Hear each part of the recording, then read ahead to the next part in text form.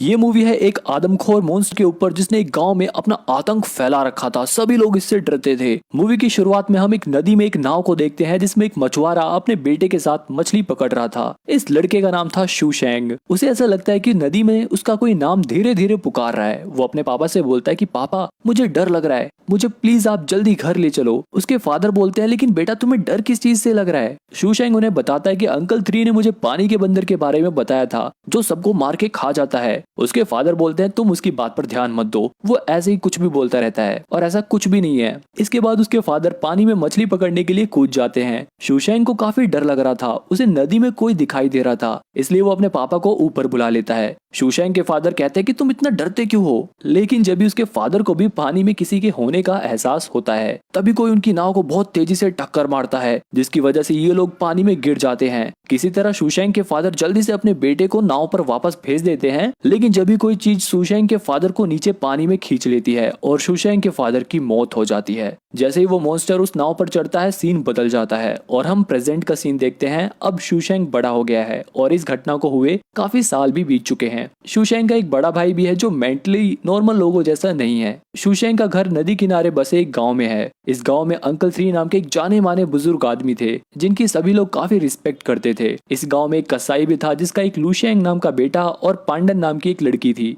शूशैंग और पांडन एक दूसरे को काफी पसंद करते थे। थोड़ी देर बाद हम देखते हैं कि गांव की मार्केट में एक आदमी भागते हुए आता है और कहता है कि नदी किनारे एक सर कटी हुई लाश मिली है। गांव के सभी लोग भागकर नदी किनारे जाते हैं और उस लाश को देखकर एकदम हैरान हो जाते हैं। अंकल 3 कहते हैं कि पानी का बंदर अब वापस आ गया है। तुम लोग जानते हो ना 10 साल पहले उसने क्या किया था। गांव के लोग एकदम डर जाते हैं और अंकल 3 से कहते हैं कि आप सबसे पहले हमें इससे छुटकारा पाने का तरीका बताइए। अंकल 3 कहते हैं कि 10 साल पहले की तरह हमें इस बार फिर से एक कुंवारी लड़की की बलि चढ़ानी होगी। लेकिन पांडन के फादर अंकल 3 की इस बात से सहमत नहीं थे। वो कहते हैं कि बलि चढ़ाने का मतलब है खून करना और मैं ऐसा नहीं होने दूंगा। शूशैंग पांडन की दुकान पर आकर पांडन को उस वाटर मॉन्स्टर के बारे में बताता है और उससे कहता है कि तुम नदी किनारे कपड़े धोने मत जाना, यहाँ घर पर ही रहना। तभी पांडन के फादर यहाँ आ जाते हैं और अपनी बेटी से बोलते हैं कि तुम्हारा भाई कहाँ है, जाओ उसे ढूंढ के लेके आओ। इसके बाद पांडन अपने भाई को ढूंढने लगती है। वही उसका भाई लूशैंग नदी किनारे बत्तख पर गुलेल से निशाना लगा रहा था। जब भी वो देखता है कि बत्तख एकदम से पानी के अंदर गायब हो जाती है, वो पानी के अंदर जाकर देखता है तो उसे पूंछ जैसी कोई चीज दिखाई देती है। सीन बदलता है और हम देखते हैं कि पूरा गांव लूशैंग को ढूंढ रहा था। यहाँ शैंग के भाई शैंडोग को लूशैंग की लाश नदी किनारे दिखाई देती है। अपने भाई की लाश को देखकर पांडन बेहोश हो जाती है और उसका पिता चिल्ला चिल्ला कर रोने लगता है।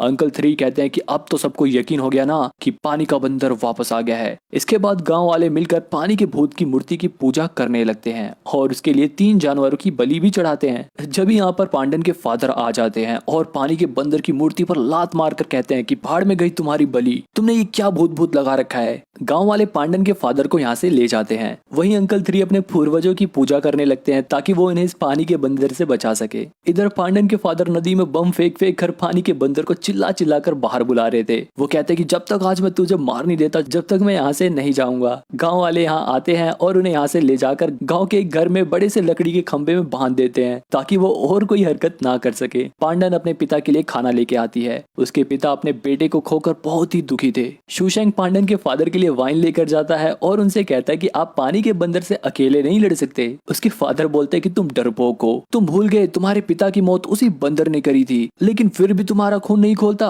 इसके बाद शूशैंग अपने घर पहुंचता है तो उसे इन सब इंसिडेंट के बाद अपने पापा की बहुत याद आती है कि वो उससे कितना प्यार करते थे, वो उसे निशाना लगाना सिखाते थे। शैंग काफी उदास हो जाता है। दूसरी तरफ पांडन के फादर जहाँ थे वहाँ उन्हें किसी और की मौजूदगी का एहसास होता है। वहाँ और कोई नहीं बल्कि वो पानी का बंदर था जिसे दिन में वो नदी में चिल्ला चिल्ला कर बुला रहे थे। पानी का बंदर आता है और पांडन के फादर का सर खा जाता है। अगले दिन जब पांडन अपने पिता के पास आती है तो अपने पिता को मरा हुआ देखकर एकदम हैरान हो जाती है। इसके बाद अंकल 3 कहते हैं कि पानी के बंदर का आतंक और बढ़े इससे पहले हमें बलि चढ़ानी होगी। गांव वाले भी इस बात से सहमत थे, लेकिन सवाल ये था कि आखिर बलि चढ़ाई किसकी जाए। अंकल 3 कहते हैं कि पांडन के फादर ने पानी के बंदर को गुस्सा दिलाया है, इसलिए हमें पांडन की बलि चढ़ानी चाहिए। पांडन अपनी बलि देने के लिए राजी हो जाती है, लेकिन शैंग कहता है कि तुम ऐसा नहीं कर सकती, मैं ऐसा नहीं होने दूंगा। पांडन कहती है कि मैं देखना चाहती हूँ कि पानी का बंदर आखिर क्या चीज है। शैंग इस बात का विरोध करता है, लेकिन उसकी बात कोई भी नहीं मानता और गांव वाले उसे पकड़कर यहाँ से बाहर ले जाते हैं। इसके बाद ये लोग पांडन को एक कमरे में बंद कर देते हैं। रात को शेंग पांडन के पास आता है और उससे कहता है कि हम यहाँ से भाग जाते हैं, यहाँ से बहुत दूर चले जाते हैं जहाँ पर पानी का बंदर भी हमारा कुछ नहीं कर पाएगा। पांडन कहती है कि तुम जानते हो, जब मैं छोटी थी तभी मेरी माँ मर गई। मेरे पिता ने बहुत मुश्किलों का सामना करके खुद भूखे रहकर मुझे और मेरे भाई को पाल पोस कर बड़ा किया, लेकिन उस पानी के बंदर ने एक ही पल में सब कुछ खत्म कर दिया। मैं तुम्हें बहुत पसंद करती हूँ, लेकिन अब तुम मुझे भूल जाओ। उस शैतान ने मेरा पूरा परिवार खत्म कर दिया। अब मैं बिना उसका सामना किए यहाँ से नहीं जाऊंगी। शेंग उसे जबरदस्ती ले जाने की कोशिश करता है, लेकिन पांडन तब भी वहाँ से नहीं जाती। शेंग एकदम उदास हो जाता है। उसे हर वो बात याद आती है कि कैसे उसके पिता की मौत हुई। लोग हमेशा उसे डरपोक डरपोक कहकर बुलाते थे। कैसे अब पांडन भी उस पानी के बंदर की वजह से उससे दूर हो रही थी। इसके बाद शेंग पानी के बंदर को पकड़ने का प्लान बनाता है। वो अपने पिता की पुरानी गन निकालता है और फिर निशानेबाजी की प्रैक्टिस करता है। इसके बाद वो अपने भाई के साथ अपने चचेरे भाई के पास जाता है और उससे मदद मांगता है। उसका चचेरा भाई अपनी नाव निकालता है और अपने कुछ साथियों को भी इकट्ठा कर लेता है। वहीं गांव वाले नदी किनारे पांडन की बलि देने के लिए उसे अकेले एक नाव में पानी के बंदर के लिए छोड़ देते हैं। जब यहाँ पर शेंग अपने चचेरे भाइयों के साथ आता है और वो पांडन से कहता है कि मैं तुम्हें बचाने आ गया हूँ। गांव वाले कहते हैं कि अब तुम कोई फिर से गड़बड़ी मत कर देना शेंग। शेंग कहता है कि बलि चढ़ाना एक हत्या है। पानी का बंदर ना ही कोई भगवान है और ना ही कोई राक्षस, वो एक आदमखोर है जिसने ना जाने कितने लोगों को जान से मार डाला। इससे डरना छोड़ दो। मैं भी पहले तुम्हारी तरह ही डरता था। मुझ में तो इतनी भी हिम्मत नहीं थी कि मैं भी पांडन की तरह अपने पिता की मौत का बदला इस वाटर मॉन्स्टर से ले सकूं, लेकिन अब मैं अपने प्यार के लिए इस पानी के दानव का सामना करूंगा। अगर आप लोगों में से कोई मेरा साथ देना चाहता है तो वो नाव पर आ जाए। गांव के दो लड़के इनकी मदद करने के लिए आगे बढ़ते हैं। इसके बाद शेंग इन सभी लोगों को अपना प्लान समझाता है और प्लान के अकॉर्डिंग ये लोग पानी में मांस के टुकड़े फेंकते हैं ताकि वो बंदर उसे खाने के लिए आए और ये लोग उसे बाहर खींच सके। लेकिन पांडन इन लोगों की स्टूपिड हरकतों को देखकर शेंग से कहते हैं कि तुम्हें पक्का यकीन है ना ये लोग तुम्हारा साथ दे सकेंगे। इसके बाद पूरा दिन बीत जाता है, लेकिन पानी का बंदर अभी भी इन्हें दिखाई नहीं देता। थोड़ी देर बाद एक जंजीर में हलचल होती है। ये लोग उस जंजीर को बाहर खींचने लगते हैं, लेकिन उस जंजीर में कुछ भी नहीं था। उनमें से एक आदमी शेंग के मना करने के बावजूद पानी में कूद जाता है और ऐसे एक्टिंग करता है जैसे उसे पानी में कोई नीचे खींच रहा हो। नाव पर सभी लोग एकदम डर जाते हैं, लेकिन वो बंदा हंसने लगता है। तभी एकदम से असलियत में उसे कोई नीचे पानी में खींचने लगता है और उसे खाकर नाव पर उसका सर फेंक देता है। पानी का बंदर अब बाहर आ जाता है और तेजी से इनकी तरफ बढ़ता है। ये लोग भी अपनी अपनी पोजीशन ले लेते हैं, लेकिन वो मॉन्स्टर इनकी नाव से एक आदमी को पानी में ले जाता है। शेंग उस पर निशाना लगाता है, लेकिन वो बच जाता है और वो उस आदमी को खा जाता है। शेंग उसके ऊपर दोबारा से निशाना लगाता है, लेकिन वो बंदर बहुत ही फुर्तीला था। वो हर बार शेंग के वार से बच जा रहा था। अब वो डायरेक्ट नाव पर आ जाता है। ये सभी लोग मिलकर उस पर वार करते हैं, लेकिन वो बंदर अपनी फुर्ती से इन सब से बच जाता है। ये सभी लोग मिलकर उसे मारते हैं, लेकिन इस बंदर को देखकर ऐसा लग रहा था जैसे इसे ब्रूसली से भी तगड़ी फाइट करनी आती हो।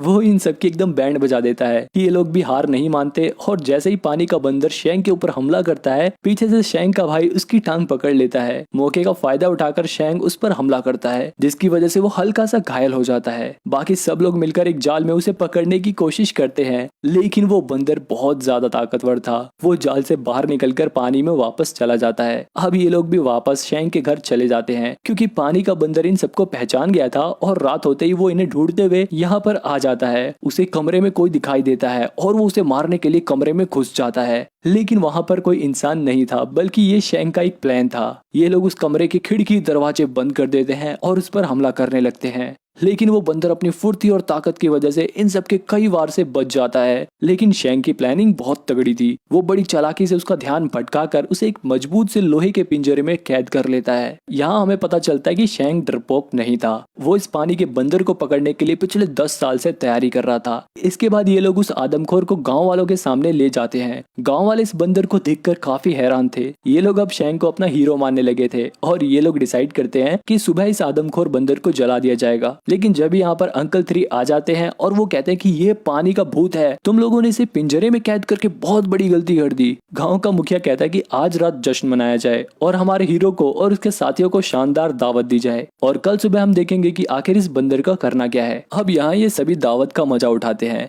ये लोग अपनी बहादुरी के डींगे मार रहे होते हैं। वहीं शेंग और पांडन इस पार्टी से दूर आपस में बातें कर रहे होते हैं। पांडन शेंग को उसकी जान बचाने के लिए शुक्रिया कहती है और शेंग यहाँ पांडन को शादी के लिए प्रपोज भी कर देता है। ये दोनों काफी खुश लग रहे थे। वहीं अंकल 3 उस पानी के बंदर के पिंजरे के पास बैठे बैठे सो गए थे। गांव वाले भी जश्न की वजह से नशे में धुत होकर सो जाते हैं। वहीं अंकल 3 की जब नींद खुलती है तो पिंजरे में आदमखोर नहीं था। वो सबसे पहले पिंजरे से निकलकर अंकल 3 को ही मारता है और अब ये बहुत ही ज्यादा गुस्से में था, इसलिए वो यहाँ मौजूद सभी लोगों को मार डालता है। शैंग का भाई जग रहा था, इसलिए जैसे ही वो पानी के बंदर को देखता है वो उससे लड़ने लगता है, लेकिन पानी का बंदर उसे भी मार डालता है। अगली सुबह गांव वाले यहाँ आकर अपने परिवार वालों को मरा हुआ देखकर रोने लगते हैं। शैंग भी अपने भाई को मरा हुआ देखकर रो रहा होता है, क्योंकि उसके भाई के अलावा उसका इस दुनिया में अब कोई भी नहीं था। वो अपने भाई को बहुत प्यार करता था। गांव का मुखिया भी अपने गांव की हालत को देखकर बहुत दुखी था। कुछ गांव वाले शैंग को इन सब का जिम्मेदार ठहराते हैं, लेकिन गांव का मुखिया बोलता कि नहीं, इन सब का जिम्मेदार है हमारी कायरता, हमारी बेवकूफी। हम इससे रहम की भीख मांगते रह जाएंगे और ये आदमखोर एक एक करके हम सबको मार डालेगा। हमें शांति बलि चढ़ाने से नहीं मिलेगी, अब हमें मिलकर एक साथ इसका सामना करना पड़ेगा। इसके बाद शैंग अपने बाल काटता है और पूरी तैयारी के साथ अपने साथियों के साथ अपनी नाव से वापस उस नदी में चला जाता है। गाँव के कुछ और भी लड़के इनका साथ देने के लिए आ जाते हैं। शैंग अपनी नाव से दूर एक पटरे पर पानी के बंदर का इंतजार कर रहा होता है। काफी देर इंतजार करने के बाद शैंग पानी के अंदर चला जाता है, जिसे देखकर आदमखोर शैंग के सामने आ जाता है और शैंग को खींचकर एक लात मारता है, जिससे वो ऊपर पानी के पटरे पर आ जाता है। तुरंत नाव पर मौजूद लोग उसे पीछे खींचने लगते हैं, लेकिन वो आदमखोर तेजी से शैंग का पीछा करते हुए नाव पर आ जाता है और इन सभी लोगों को मारने लगता है। शैंग और उसके दोस्त उस बंदर को मारने की कोशिश करते हैं, लेकिन वो बहुत ज्यादा ताकतवर था। वो उन लोगों को उठा कर पटक पटक कर मारता है। ये सभी लोग मिलकर उसे मारने की कोशिश करते हैं, लेकिन उस पर तो कोई असर ही नहीं हो रहा था। वो अकेले इन सब पर काफी भारी पड़ रहा था। अब ये सब बुरी तरह से घायल हो चुके थे। ये आदमखोर एक एक करके शैंग के सभी दोस्तों को, उसके भाइयों को, सभी को मौत के घाट उतार देता है। पांडन भी उस पर हमला करती है, लेकिन वो पांडन को भी बहुत बुरी तरह से घायल कर देता है। शैंग किसी तरह एक बार फिर से हिम्मत जुटाता है और उस आदमखोर के ऊपर कूदकर उसे जब तक खंजर मारता रहता है जब तक वो मर नहीं जाता, और उसकी दोनों आंखें फोड़ देता है, जिसकी वजह से बुरी तरह से घायल होने के बाद वो मॉन्स्टर शैंग को लेकर पानी में चला जाता है। नाव पर पांडन नदी में खून देखकर बहुत परेशान हो जाती है। तभी उसे पानी के बंदर का सर दिखाई देता है, जो कि शैंग के हाथों में था। अब ये दोनों नदी किनारे गाँव वालों के पास उस आदमखोर पानी के बंदर का सर लेकर आ जाते हैं। शैंग अपने सभी मरे हुए दोस्तों, अपने भाइयों, अपने सभी चाहने वालों को, यहाँ तक कि अपने पिता की आत्मा को मुस्कुराते हुए देख सकता था, जो उसकी जीत पर गर्व महसूस कर रहे थे। शैंग को अपना बचपन याद आता है कि वो बचपन में कितना डरपोक था, लेकिन आज उसने सब लोगों का डर खत्म कर दिया। यहीं पर ये मूवी एंड हो जाती है। चैनल को सब्सक्राइब करने के बाद आप मेरे को बताना कि इस मूवी में सबसे इमोशनल सीन आपको कौन सा लगा।